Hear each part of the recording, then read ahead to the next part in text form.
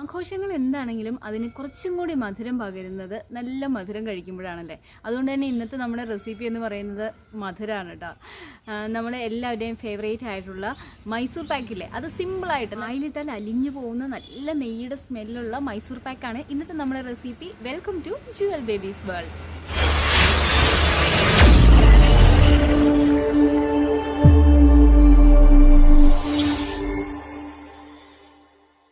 മൈസൂർ പാക്കിനകത്ത് മൈസൂർ ഉണ്ടോയെന്ന് വെച്ചിട്ടുണ്ടെങ്കിൽ അറിയില്ല, പക്ഷെ മൈസൂർ പാക്ക് ഇത്ര കിട്ടുമായിട്ട് ഉണ്ടാക്കാൻ പറ്റുമെന്ന് വെച്ചാൽ യെസ്, സൂപ്പറായിട്ട് നമുക്ക് ഉണ്ടാക്കിയെടുക്കാനായിട്ട് പറ്റും. യെസ്, മൈസൂർ പാക്കാണ് എല്ലാവരുടെയും ഫേവറേറ്റ് അല്ലേ. അത് നമുക്ക് വീട്ടിൽ തന്നെ തയ്യാറാക്കാം. സിമ്പിളായിട്ട് കുറച്ചൊരു എഫേർട്ട് എടുത്താൽ മാത്രം മതി. കടയിലൊക്കെ കിട്ടുന്നതിനേക്കാൾ നല്ല ടേസ്റ്റി ആയിട്ടുള്ള മൈസൂർ പാക്ക് റെഡിയാക്കാം നമുക്ക്. അപ്പോൾ നേരെ വീഡിയോയിലേക്ക് പോകാം. വീഡിയോയിലേക്ക് പോകുന്നതിന് മുമ്പ് ഇതുവരെ ഈ ചാനൽ സബ്സ്ക്രൈബ് ചെയ്തില്ലെങ്കിൽ ഇപ്പോൾ തന്നെ ഒന്ന് സബ്സ്ക്രൈബ് ചെയ്യണം കേട്ടോ.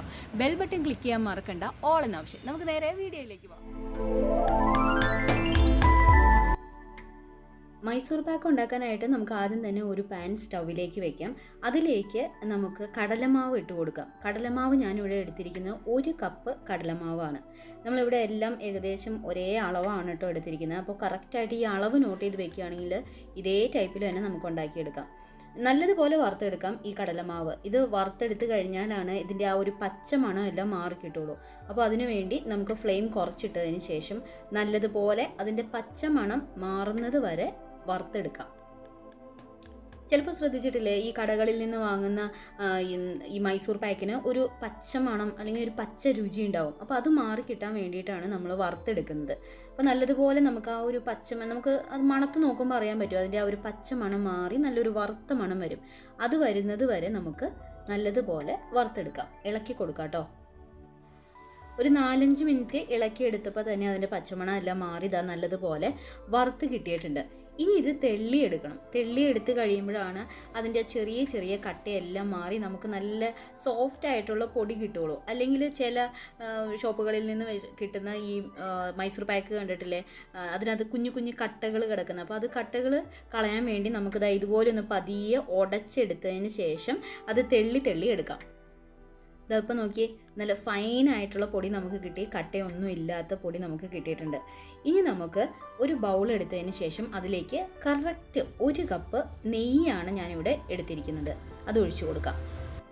ഞാനിവിടെ ഇൻഗ്രീഡിയൻസ് എല്ലാം ഒരേ കപ്പ് വീതമാണ് എടുത്തിരിക്കുന്നത്. ഈ നെയ്യിൽ ചിലപ്പോൾ കട്ടകളുണ്ടാവാം. അപ്പോൾ നമുക്ക് നല്ലതുപോലെ ഒന്ന് ബീറ്റ് ചെയ്തെടുക്കാം. അപ്പോൾ ആ കട്ടകളെല്ലാം ഒന്ന് ഉടഞ്ഞു കിട്ടും. അപ്പോൾ നല്ലതുപോലെ നമുക്ക് ബീറ്റ് ചെയ്തെടുക്കാം.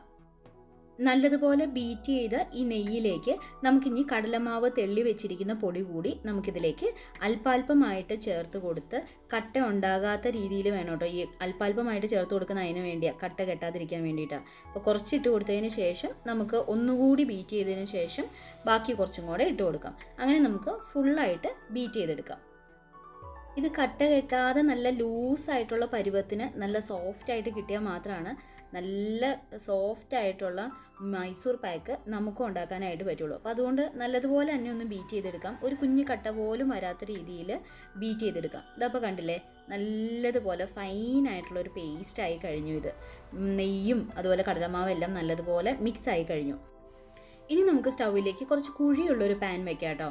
അത് ചെറുതായിട്ട് ചൂടായി തുടങ്ങും. അതിലേക്ക് പഞ്ചസാര ഇട്ട് കൊടുക്കാം. 1 കപ്പ്, കറക്റ്റ് 1 കപ്പ് പഞ്ചസാരയാണ് ചേർത്ത് കൊടുക്കുന്നത്. നമ്മളെല്ലാം 1 കപ്പാണെന്ന് ഞാൻ പറഞ്ഞല്ലോ.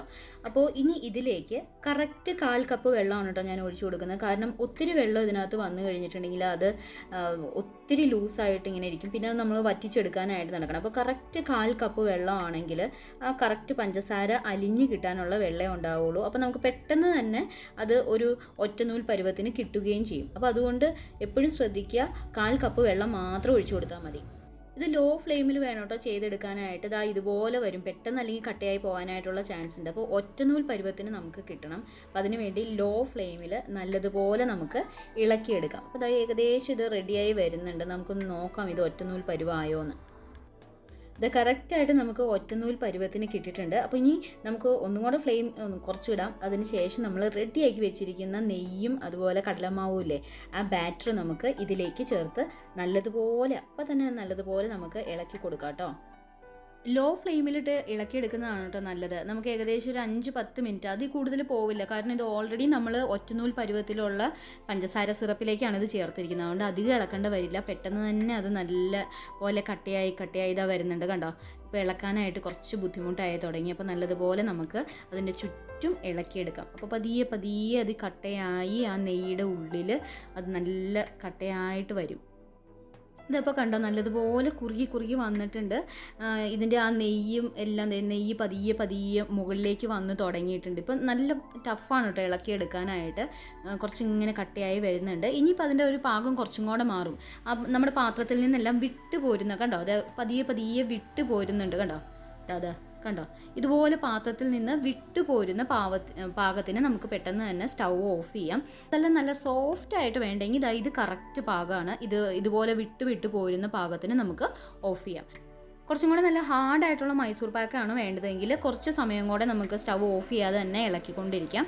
അതിന് ശേഷം എടുക്കുമ്പോൾ കുറച്ചും കൂടെ നല്ല ഹാർഡായിട്ടുള്ളത് കിട്ടും. ഈ സമയം കൊണ്ട് ഞാനിവിടെ ഒരു കേക്ക് ട്രേ റെഡിയാക്കി വെച്ചിട്ടുണ്ട്. നല്ലതുപോലെ നെയ്യൊക്കെ പരട്ടിയാണ് വെച്ചിരിക്കുന്നത് കേട്ടോ കണ്ടോ. അപ്പോൾ ഇതൊന്ന് നേരത്തെ സെറ്റാക്കി വെക്കണേ. കാരണം നമ്മളിത് ഒറ്റയ്ക്കാണ് ചെയ്യുന്നതെങ്കിൽ നമുക്ക് അത് ചെയ്യാനുള്ളൊരു സമയം കിട്ടില്ല. അതുകൊണ്ട് നേരത്തെ തന്നെ അത് റെഡിയാക്കി വെക്കുകയാണെങ്കിൽ ഇതുപോലെ ഇത് സെറ്റായി കഴിയുമ്പോൾ വേഗം തന്നെ നമുക്ക് അതിലേക്ക് ഒഴിച്ചു കൊടുക്കാനായിട്ട് പറ്റും. കണ്ടോ, ദാ ഈ പാത്രത്തിൽ നിന്നെല്ലാം വിട്ടുപോരുന്ന ആ ഒരു പരുവം കണ്ടോ, ഇതാണ് ഇതിൻ്റെ കറക്റ്റ് പാകം. ഇനി നമുക്ക് ഈ ട്രേയിലേക്ക് വെച്ച് ഇതെല്ലാം നല്ലതുപോലെ നിരത്തി വെച്ച് കൊടുക്കാം. പിന്നെ ഒന്ന് നല്ലതുപോലെ ഒന്ന് ടാപ്പ് ചെയ്തെടുക്കാം കേട്ടോ. കാരണം ഇതിൻ്റെ ഉള്ളിൽ എയർ ബബിൾസ് ഉണ്ടെങ്കിൽ ഒന്ന് പോകാൻ വേണ്ടി ഒന്ന് തട്ടി കൊടുക്കാം. എന്നിട്ട് ഇതെല്ലാം ഒന്ന് നേരെ നമുക്ക് പരത്തി വെച്ച് കൊടുക്കാം. എന്നാലാണ് നമുക്ക് മുറിച്ചെടുക്കാനായിട്ട് കറക്റ്റ് പാകത്തിന് കിട്ടുള്ളൂ. ഇതുപോലെ ഓവൽ ഷേപ്പുള്ള കേക്ക് ട്രേ ഒന്നും വേണമെന്നില്ല കേട്ടോ. നമ്മുടെ വീട്ടിലുള്ള ഏത് ട്രേ വേണമെങ്കിലും എടുക്കാം. അല്ലെങ്കിൽ വേണ്ട സ്റ്റീൽ പാത്രം എടുത്താലും മതി. നല്ല കറക്റ്റ് പാകത്തിന് നമുക്ക് കട്ട് ചെയ്തെടുക്കാനായിട്ട് പറ്റും. ഇനി നല്ലതുപോലെ തട്ടി കൊടുക്കാം. ആ എയർ ബബിൾസ് എല്ലാം ഒന്ന് പോട്ടെ കണ്ടോ. ആ എയർ ബബിൾസ് കണ്ടോ, ആ എയർ ബബിൾസ് എല്ലാം പോയാലാണ് നല്ല തിക്കായിട്ട് നമുക്ക് കിട്ടുള്ളൂ. നല്ല യെല്ലോ കളറല്ലേ കണ്ടോ, അതിൻ്റെ ആ നെയ്യുടെ കളറാണ് നമുക്ക് ആ യെല്ലോ കളർ കിട്ടിയിരിക്കുന്നത്. അതായത് ആ പതിയെ വിട്ട് പോരുന്നത് കണ്ടോ ഞാനിങ്ങനെ ചെയ്തപ്പോൾ. അപ്പോൾ കറക്റ്റ് ആ വിട്ട് പോരുന്ന പരുവാണ്. ഇത് പെട്ടെന്ന് തന്നെ സെറ്റാവും കേട്ടോ. ഏകദേശം ഒരു അരമണിക്കൂർ നമ്മൾ ഇതിൻ്റെ ചൂട് പോകാനായിട്ട് വെക്കുമ്പോൾ തന്നെ ഇത് പെട്ടെന്ന് തന്നെ സെറ്റാവാനായിട്ടുള്ള ചാൻസ് ഉണ്ട്. അപ്പോൾ കറക്റ്റ് ഒരു 20-25 മിനിറ്റ് കഴിയുമ്പോൾ നമുക്കത് കട്ട് ചെയ്ത് കൊടുക്കാം. അല്ലെങ്കിൽ ഇത് സെറ്റായി പോയി കഴിഞ്ഞാൽ നമുക്ക് കട്ട് ചെയ്തെടുക്കാനായിട്ട് പറ്റില്ല. നമ്മൾ നല്ല നെയ്യ് ഉപയോഗിച്ചുകൊണ്ട് നല്ല സ്മെല്ലാണ് കേട്ടോ. ഇതാ ഉണ്ടാക്കിയ ആ ഒരു നെയ്യ് ചേർത്ത് അത് ഉരുകി വരുമ്പോൾ തന്നെ എന്ത് സ്മെല്ലാണെന്നറിയോ. ശരിക്കും നമുക്ക് ആ ഒരു യഥാർത്ഥ മൈസൂർ പാക്കിൻ്റെ ഫ്ലേവർ കിട്ടണമെങ്കിൽ നമ്മൾ തന്നെ വീട്ടിലുണ്ടാക്കണം എന്നുള്ളത് എനിക്കിതിൽ നിന്ന് മനസ്സിലായി. ഇതായി നമുക്ക് പതിയെ ഒന്ന് കട്ട് ചെയ്യാം. അപ്പോൾ ഒരു 30 മിനിറ്റ്സ് അല്ലെങ്കിൽ ഒരു 20 മിനിറ്റ്സിന് ശേഷം കട്ട് ചെയ്ത് കഴിഞ്ഞാലാണ് നമുക്ക് കറക്റ്റായിട്ട് കട്ട് ചെയ്യാൻ പറ്റുക കേട്ടോ. അല്ലെങ്കിൽ അത് ശരിയാവില്ല. അപ്പോൾ നിങ്ങൾ എപ്പോഴും ഓർക്കുക, ഒരു 20 മിനിറ്റ്സിന് ശേഷം ഒന്ന് കട്ട് ചെയ്യാൻ പറ്റുമെന്ന് നോക്കിയാൽ മതി. അല്ലെങ്കിൽ ഇങ്ങനെ പതിയെ പൊളിഞ്ഞു പോരാനായിട്ടുള്ള ചാൻസ് ഉണ്ട്. ഏത് ആകൃതിയിൽ വേണമെങ്കിലും ഏത് സ്റ്റൈലിൽ വേണമെങ്കിലും നമുക്ക് കട്ട് ചെയ്തെടുക്കാം കേട്ടോ. ഞാൻ കുറച്ച് സ്ക്വയർ ഷേപ്പിനാണ് എടുത്തിരിക്കുന്നത്. അപ്പോൾ നമ്മുടെ മൈസൂർ പാക്ക് റെഡി ആയി കഴിഞ്ഞു. ഇതിൻ്റെ കളറും ഇതിൻ്റെ ടേസ്റ്റും മണം ഒന്നും പറയണ്ട, കിട്ടു. അപ്പോൾ എല്ലാവരും ഇതുപോലെ ട്രൈ ചെയ്ത് നോക്കുക. നിങ്ങളും ഉണ്ടാക്കി നോക്കുക നിങ്ങളുടെ വീടുകളിൽ തന്നെ. നമ്മൾ കടയിൽ നിന്നൊക്കെ വാങ്ങുന്നതിനേക്കാളും ഒത്തിരി രൂപ കുറവിൽ നമുക്കിതുപോലെ വീട്ടിലുണ്ടാക്കിയെടുക്കാനായിട്ട് പറ്റും. നല്ല യഥാർത്ഥ സാധനങ്ങൾ വെച്ച്. എന്ത് ടേസ്റ്റാണെന്നറിയോ. അപ്പോൾ എന്തായാലും ഇതുപോലെ ഉണ്ടാക്കി നോക്കിയിട്ട് എൻ്റെ അടുത്ത് അഭിപ്രായം പറയാൻ മറക്കണ്ട കേട്ടോ. നല്ല വായിലിട്ട് കഴിഞ്ഞാൽ അലിഞ്ഞു പോകുന്ന മൈസൂർ പാക്കാണ്. ഇതാ നമുക്കൊന്ന് ഒടിച്ചു നോക്കാം. ഇതാ കണ്ടില്ലേ, എന്ത് സിമ്പിളായിട്ട് അത്ര സോഫ്റ്റായിട്ടാണ് കിട്ടിയിരിക്കുന്നത്. കാരണം നമ്മൾ ആ തെള്ളി എടുത്തത് കൊണ്ടാണ് ഇത്രയും സോഫ്റ്റായിട്ട് നമുക്ക് കിട്ടിയിരിക്കുന്നത്. കണ്ടോ, നമുക്ക് പെട്ടെന്ന് തന്നെ ഇങ്ങനെ ചുമ്മാ ഒന്ന് ഒടിച്ചെടുക്കാനായിട്ട് പറ്റും. സാധാരണ മൈസൂർ പാക്ക് ഭയങ്കര കട്ടിയായിട്ടല്ലേ ഇരിക്കുക. അപ്പോൾ അത്രയും അല്ലാതെ നമുക്ക് ഇതുപോലെ ഒടിച്ചെടുക്കാനായിട്ട് പറ്റും. വളരെ ടേസ്റ്റി ആയിട്ടുള്ള മൈസൂർ പാക്ക് റെഡി ആയി കഴിഞ്ഞു. ട്രൈ ചെയ്ത് നോക്കണേ.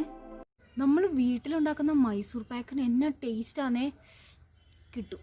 ഞാനിങ്ങനെ കഴിച്ച് എനിക്ക് തോന്നുന്നു ഞാൻ വണ്ണം കൂടി വരുന്നുണ്ടോ എന്നൊരു സംശയമുണ്ട്.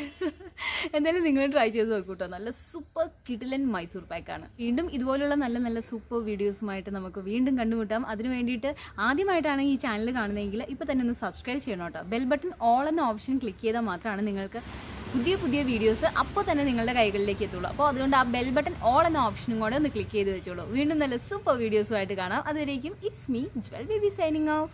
ബൈ.